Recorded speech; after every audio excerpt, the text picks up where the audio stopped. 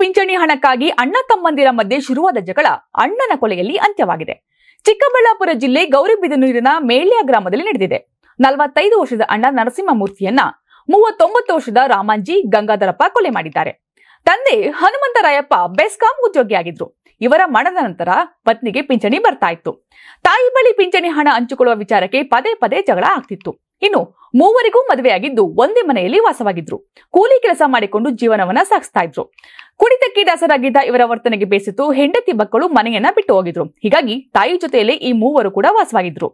September 3ರ ರಾತ್ರಿ ಪಿಂಚಣಿ ಹಣದ ವಿಚಾರಕ್ಕೆ ಸಂಬಂಧಪಟ್ಟಂತೆ ಜಗಳವಾಗಿದೆ. ಜಗಳ ವಿಕೋಪಕ್ಕೆ ಹೋಗಿದ್ದು ರಾಮಾಂಜಿ ಮತ್ತು ಗಂಗಾಧರಪ್ಪ ಕೋಲ್ನಿಂದ ಹಲ್ಲೆ ಮಾಡಿ ಅಣ್ಣನಾದ ನರಸಿಂಹಮೂರ್ತಿಯನ್ನ ಕೊಲೆ ಮಾಡಿದ್ದಾರೆ. ಪ್ರಾಥಮಿಕ ತನಿಖೆಯಲ್ಲಿ ಕೊಲೆ ಮಾಡಿರುವುದು ಸಾಬೀತಾಗಿದ್ದು ಇಬ್ಬರು ಆರೋಪಿಗಳನ್ನ ಬಂಧಿಸಲಾಗಿದೆ. ಗೌರಿಬಿದನೂರು ಪೊಲೀಸ್ ಠಾಣೆಯಲ್ಲಿ ಕೇಸ್ ದಾಖಲಾಗಿದ್ದು ವಿಚಾರಣೆಯನ್ನು ನಡೆಸಲಾಗ್ತಾ ಇದೆ. Karibasaveshwara agri India private limited ರವರ ನಂಬರ್ 1 ಸ್ಪ್ರಿಂಕ್ಲರ್ ಪೈಪ್. ನಾನು 86 ಕೆಜಿ ಇದ್ದವಳು 71 ಕೆಜಿ ಬಂದಿದ್ದೇನೆ. ವಯಸ್ಸಾದ್ಮೇಲೆ ಸ್ಮಾರ್ಟ್ ಆಗಿ ಕಾಣ್ತೀರಾ ಅಂದ್ರೆ ಜಿನ್ನಿ. 126 ಕೆಜಿ ವೇಟ್ ಇದೆ. ನಾವು ಈಗ 114 ಕೆಜಿ ಲೆಕ್ಕ ಬಂದಿದ್ದೀವಿ. ಯಾವುದೇ ಸೈಡ್ ಎಫೆಕ್ಟ್ ಆಗಿಲ್ಲ. 84ರಿಂದ 50 ಕೆಜಿ ಬಂದೆ. ಆಮೇಲೆ ಸಣ್ಣಗೆ ಫಿಟ್ ಆಗಿದ್ದೀನಿ. ಅದಕ್ಕೆ ನಾನು ಯೂಸ್ ಮಾಡ್ತಾ ಇರೋದು ಜೀನಿ ಸ್ಲಿಮ್. ನಿಮ್ ಮಗು ಅಳ್ತಿದ್ಯಾ? ಹಾಗಾದ್ರೆ ನಿಮ್ ಮಗುವಿಗೆ ಜೀನಿ ಸರಿ ಇಟ್ಕೊಡಿ.